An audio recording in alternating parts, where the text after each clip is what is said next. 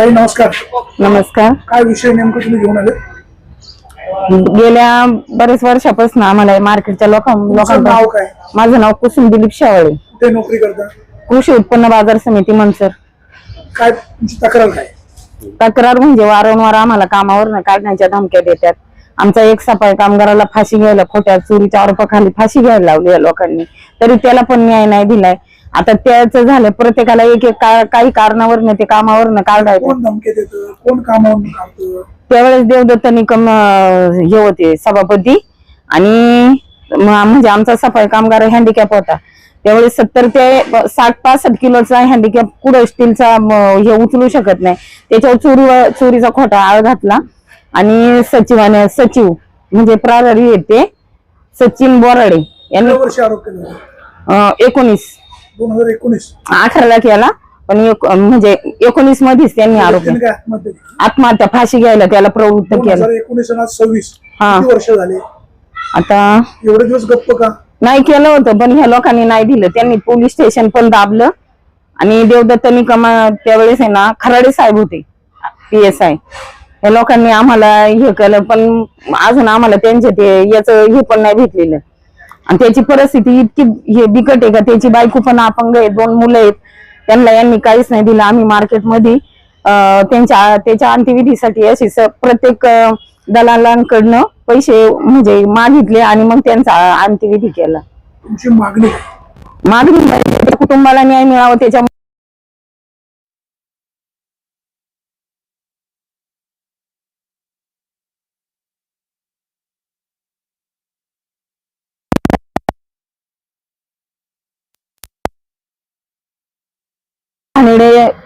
शब्दामध्ये आम्हाला बोलतात. ते सचिव कामगार ही लोक बोलतात. सध्याचे सचिव बोलते? हा सध्या म्हणजे आता सचिव, पहिले ते याच्यामध्ये कामाला होते प्रभारी सचिन बोराडे. आणि ही तक्रार घेऊन मी साहेबांकडे पण वळसे पाटलांकडे गेले होते.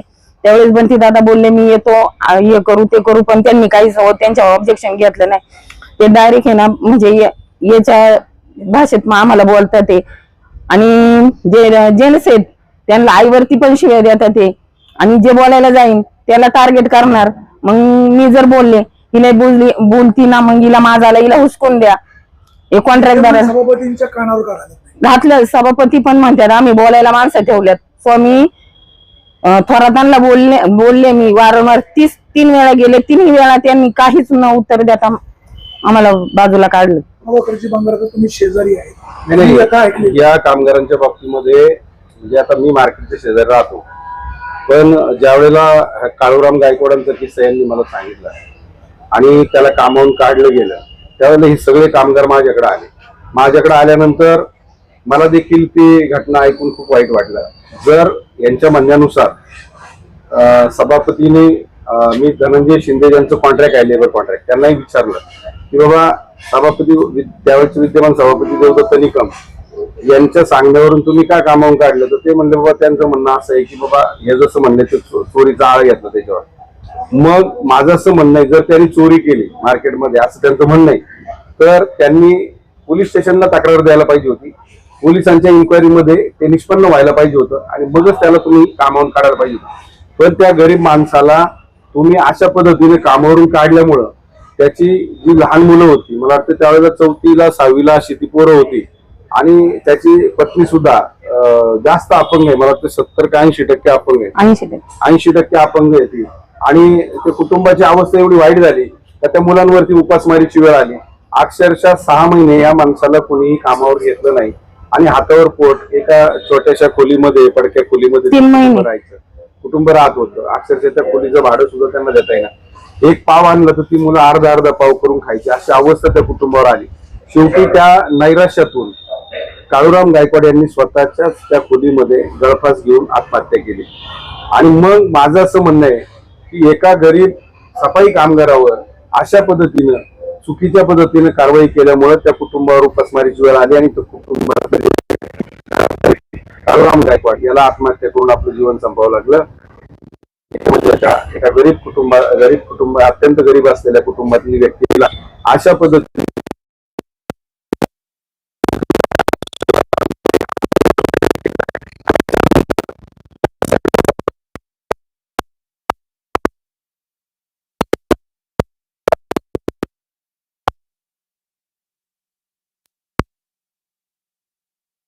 परंतु यांच्या अर्जाला सुद्धा केराची टोपली बाजार समितीने त्या ठिकाणी दाखवली आणि मग नाईलाज असतो या सगळ्या सफाई कामगारांना घेऊन मी कामगार उपायुक्त कार्यालय वाकडेवाडी या ठिकाणी तक्रार दाखल केली लेखी स्वरूपात यांची आणि मग त्याच्यावर हिअरिंग सुरू झालं. हिअरिंग सुरू झाल्यानंतर बाजार समितीचे सचिव, कॉन्ट्रॅक्टर आणि त्यांनी वकील नेमला बाजार समितीच्या पैशातनं. आता तुम्हाला माहिती आहे, जर कायदा आहे तर तुम्ही कायद्याप्रमाणे असंघटित कामगारांना किमान वेतनाप्रमाणे पगार देणं, बाकीच्या सुविधा देणं बंधनकारक होतं. मग तुम्ही जर स्वतःला एवढे विद्वान समजता तर मग कायद्याप्रमाणे तुम्ही का वागले नाही तुमच्या सभापती पदाच्या काळात? एका बाजूला काळूराम गायकवाडच्या आत्महत्येचं प्रकरण ऐकत असताना या कामगारांना सुद्धा कसा अन्याय होत होता. आता त्यांची सॅलरी स्लिप मी काळूराम गायकवाडची दाखवतो तुम्हाला. 5,000, 5,500च्या पुढं, 6,000च्या पुढं पगार कोणालाच नव्हता. मला सांगा, या काळामध्ये गेली 5-7 वर्षापूर्वीची घटना जरी असली तरी सुद्धा महागाईच्या दृष्टीनं 5 आणि 6, 5,500मध्ये पुढे नोकरी करून कुटुंब चालतं का?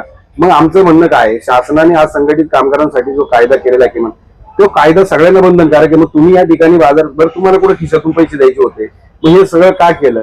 मग या लोकांना मी त्या ठिकाणी जवळपास 1-1.5 वर्ष माझ्या स्वतःच्या गाडीत घेऊन जाऊन या लोकांना त्या ठिकाणी न्याय मिळवून दिलाय आणि तेव्हापासून कुठेतरी आज यांना पगार काहीतरी 11,000च्या आसपास, 10,000 कटिंग वगैरे होत असेल काही गोष्टी. परंतु तरी सुद्धा आजही मला ही शंका आहे की दरवर्षी किमान वेतन त्या ठिकाणी वाढतं महागाई निर्देशांकानुसार, परंतु अजूनही त्याच्यामध्ये काहीतरी गडबड आम्हाला दिसते. मी स्वामींशी बोलणार आहे की जर तुम्ही त्याप्रमाणे वागले नाही तर त्यावेळेच्या आयुक्तांनी देखील सांगितलं होतं का ज्याचं लेबर कॉन्ट्रॅक्ट आहे तुझं लायसन्स सस्पेंड केलं जाईल आणि बाजार समिती जर अशा पद्धतीने कायद्याचं उल्लंघन करत असेल तर मेन रिस्पॉन्सिबिलिटी, जबाबदारी ही बाजार समितीचे विद्यमान संचालक मंडळ आणि मेन म्हणजे सभापती यांचे असते. कॉन्ट्रॅक्ट जरी असलं लेबर तरी ती जबाबदारी तुमची आहे. म्हणून बाजार समिती आम्ही सील करू अशा पद्धतीने केलं. 6 महिन्याचा डिफरन्स फरक म्हणून जवळपास 1,16,000 का 17,000 रुपये या लोकांना मिळाला हे विचारा त्यांना, आणि तेही पैसे यांना मिळाले आणि त्यानंतर किमान वेतनाप्रमाणे पगार देण्याचा शब्द त्या लोकांनी दिला, तेव्हा या कामगारांना न्याय मिळाला. परंतु काळूराम गायकवाडच्या कुटुंबाची अवस्था आजही वाईट आहे. आता हे कुसुमताई सांगतील त्याच्या कुटुंबाची अवस्था अजून काय.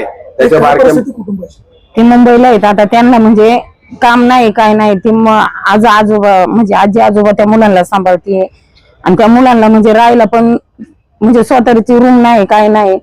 आणि माझी एकच इच्छा आहे का ज्या वेळेस देवदत्त निकमनी जो आरोप केला का तुम्ही इतर टायमाला भाषण देताय, मग त्यावेळेस तुम्ही कळकळून चौकशी करायची होती ना. खोट्यात तोंडावर त्याच्या समोर असं आम्ही बाजूला असताना देवदत्त निकम म्हणे तू चोर आहे, तू इथून पहिला जा, आणि त्याच रात्री त्यांनी जाऊन फाशी घेतली. आणि त्यावेळेस मला बोलला का मी मी मार्केटात फाशी घे.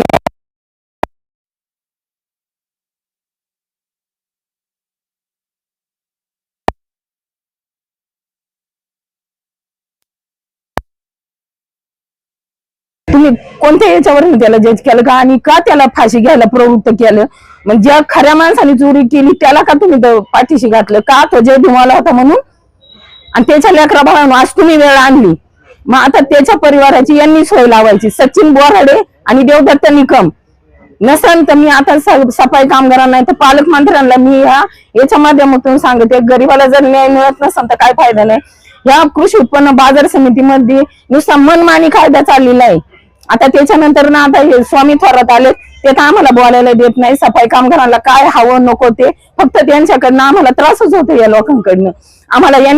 आम्हाला पगार किती 12-12,500 रुपये कटिंग होऊन पगार म्हणजे होतो, आणि त्यातून 35-35 हजाराचा माणसं आमच्यावर लक्ष ठेवायला फोटो काढून घेणार, ते सभापतीला पाठवणार, मग सभापती ठरवणार. आणि नसन काय झालं का लगेच 5-10 मिनिटं उशीर झाला का आमचे दिवसभराचे कामाचे खाडे लावणार का तर सभापतीने सांगितलं आणि सचिवने सांगितलं. म्हणजे ही आमची उपासमारीची वेळ ह्या दोघांमुळे आलेली. प्रवृत्त केलंय या बाबतीत तुम्ही सगळे पत्नीचे जबाब आहेत, त्यांच्या पत्नीचे जबाब आहे, त्याची मुलं पण आहेत. कारण आम्ही त्यांना आहे ना बसून म्हणजे या लोकांनी ना आम्ही 5 महिने आम्हाला या लोकांनी पगार दिला नव्हता, आम्ही घेत पण नव्हतो. कॉन्ट्रॅक्ट मध्ये पण टाकायला तेच होते. वेतन जे यांना मिळतंय त्याच्यामध्ये जर काही गफलत करत असेल बाजार समिती तर त्या संदर्भात मी निलेश स्वामी थोरात सभापती यांच्याशी बोलणार आहे. मी त्याही वेळेला सांगितलं होतं जर किमान वेतनाचं दरवर्षी शासन राज्य सरकार किमान वेतन जाहीर करतं त्याप्रमाणे जर आत्ताची सभापती निलेश स्वामी यांची जबाबदारी आहे, त्यांनी त्यांना पगार दिला पाहिजे. आणि जर आत्ताचे सभापती जर त्यांच्यावर अशा पद्धतीने अन्याय करणार असतील, वळसे पाटील साहेबांशी पण बोलणार आहे. आणि जर साहेबांनी ऐकलं नाही, मग मात्र परत एकदा कामगार उपायुक्त कार्यालयामध्ये मी जाणार आहे. कारण या कामगारांची परपट मात्र अजून काही थांबत नाही. परंतु इथून पाठीमागच्या काळामध्ये, त्यातल्या त्यात पाठीमागच्या काळामध्ये जो काही अन्याय यांच्या बाबतीत झाला त्याची सगळी कथा त्यांनी या ठिकाणी सांगितलेली आहे. आमचं म्हणणं आहे की या समाजामध्ये प्रत्येक नागरिकाला सन्मानाने जगण्याचा अधिकार आहे आणि कायद्याने जगण्याचा अधिकार आहे. आणि केवळ दलित समाजाचे कामगार आहेत म्हणून तुम्ही जर अशा पद्धतीने त्यांना वागणूक देणार असाल तर स्वाभिमानी शेतकरी संघटना गप्प बसणार नाही. कारण गोरगरिबांच्या पाठीमागे शेतकऱ्यांबरोबर उभं राहण्याचं काम आम्ही केलेलं आहे.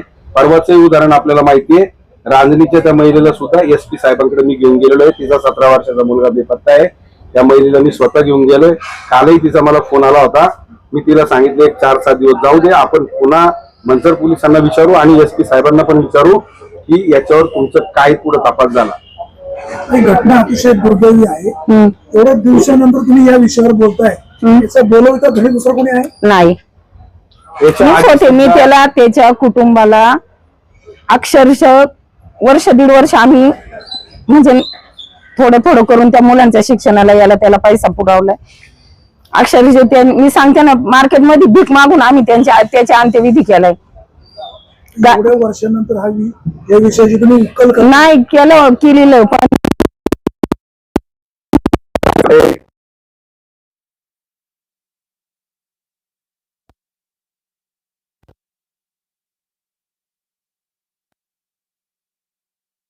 पण आम्हाला यांच्याकडे गेलो, यांनी आम्हाला तिथपर्यंत पोहोचवलं.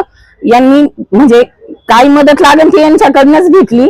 आणि आताच्या मध्ये म्हणजे गप्प बसण्याचं कारण प्रत्येक वेळेस आहे ना, म्हणजे तुम्ही लगेच म्हणणार प्रभाकर बांगरकर बायका हे जातात यांना म्हणजे यांची लगेच नाही आहेत आमच्या दहशत दादागिरी का? हा. आणि सचिवाची सगळ्यात जास्त आणि 2 नंबर सभापती. कारण सचिव सांगणार ते सभापती ऐकणार. आता त्यावेळेस देवदत्त निकम होते. आता त्यावेळेस म्हणजे माझं एकच म्हणणं आहे, तुम्ही विचारले ते बरोबर आहे. कारण ह्या लोकांनी त्यावेळेस पोलीस स्टेशन सुद्धा दाबलं. कारण जो कॉन्ट्रॅक्टदार आहे त्याला 3 महिने ना जबाब द्यायला पोलीस स्टेशनला पाठवलं नाही. धनंजय शिंदे अवसरीचा आहे. आणि ह्या लोकांनी त्याला पटकन तो गेला नाही आणि त्यांनी जबाब दिला नाही का यांनी चोरी काय केली. माझं एकच म्हणणं आहे, चोरीपर्यंत ह्या लोकांनी त्यावेळेस पोहोचवायचं होतं. आणि त्यावेळेस आहे ना म्हणजे आम्हाला हाकलून काढले सचिवांनी. तुम्ही गेले म्हणजे फुटेज पाहिला. गोष्ट आहे, चोरी जर केली असेल त्यांनी पोलीस स्टेशन का नाही केलं? पोलीस स्टेशनला कंप्लेंट द्या, पोलीस इन्क्वायरी करतील आणि ते निष्पन्न झालं तर तुम्ही जरूर त्याच्यावर कारवाई करा. पोलीसही कारवाई करतील आणि तुम्ही कामावून काढून टाका. पण कुठलीही गोष्ट तशी न करता अचानक एखाद्या गोरगरीब माणसाला तुम्ही कामावून काढून टाकणं हे कितपत आहे. म्हणून मागापासून जे म्हणलं जातं की चोरीचा खोटा आळा घेतला जातो, आता तेही सांगतात हेच कारण आहे. म्हणजे तुम्ही कशासाठी त्या माणसावर अन्याय केला? आता मागणी काय? माझी एकच मागणी आहे, आमचा हा त्रास थांबणे. आम्हाला किमान वेतन आणि याच्या आधी काळूराम कथरू गायकवाड ज्याचं म्हणजे हे तुम्ही त्याला हे केले ना, त्याला न्याय मिळाला पाहिजे. कमीत कमी त्याच्या मुलांना आणि बायकोला. त्याचा मुलगा आता 18 वर्षाचा आहे, त्याला कामाला तरी घ्यावं, रोजी रोटी द्यावी. तुम्ही काय दिलंय त्याला? काहीच नाही दिले. आणि ह्या दोघांनी आहे ना म्हणजे जबरदस्त मला तुम्ही म्हणताय ना का तुम्ही आतापर्यंत गप बसले. मग मला ह्या का एकच आहे का यांनी ना असं आम्हाला सिद्ध करून दाखवायचं का ही त्यांनीच चोरी केली होती. तुम्ही फुटेज का बंद केलं? आणि चोरी ही परमनंट माणसाने केली ती. चोरी कशाची? म्हणजे ते लोखंड चोरलं होतं. 60 ते 70 किलोचा चॅनल होता. आणि तो म्हणजे आहे कॅमेरे त्या दिवशी बंद केले होते कॅमेरे. आणि जो माणूस अंगठा देत होता तो कॅमेरे कसं बंद करू शकतो? आणि उंचावरती कॅमेरा होता. याच्या अगोदर तुम्ही म्हणत होते का तुम्ही कामाला 10 मिनिटं लेट व्हायचे, त्यांना कळत होतं. कॅमेरे कसे काय बंद केले? नाही ते म्हणजे चोरीच्या टायमाला.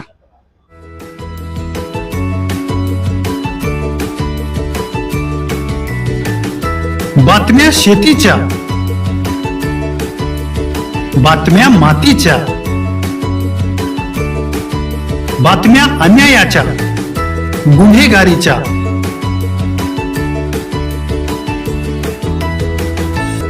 राजकारणाच्या आणि समाजकारणाच्या,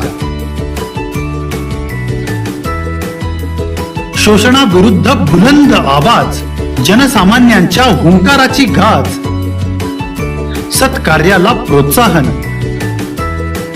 दुष्कृत्याला अनुशासन, निर्भीड, निस्पृह, सडेतोड, बेधडक आणि रोखटोक म्हणजेच विघ्नहर टाइम्स. शोध बातमीचा, ध्यास सत्याचा. आपलं चॅनल, आपली बातमी. सबस्क्राईब तर कराच, पण बेल आयकॉनवर क्लिक करायलाही विसरू नका.